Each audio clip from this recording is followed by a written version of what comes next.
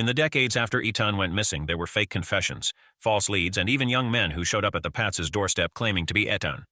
For a long time, investigators suspected Jose Ramos of abducting him.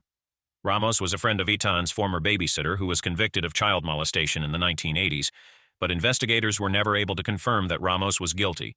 In 2000, authorities declared Etan legally dead, and the case went cold. Investigators reopened the case in 2010, and 2 years later they excavated the foundation of a home near Etan's to look for clues. The excavation didn't turn anything up, but the media coverage of it did lead people to report some new tips, one of which led investigators to the person they were looking for. That person was Pedro Hernandez, who had been 18 and worked at the bodega near Etan's bus stop the day he disappeared. Investigators discovered that in 1982, Hernandez had admitted in an open church confessional that he had killed a young boy.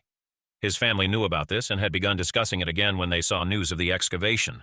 Police interrogated Hernandez, and he confessed that he had lured Etan into the bodega and strangled him. He then put his body in a box and left it outside in a trash pile a couple of blocks away. Hernandez's 2015 case ended in a mistrial because one juror was not convinced he was guilty. Like the defense had argued, that juror was concerned Hernandez was mentally ill and that police may have coerced him into a false confession.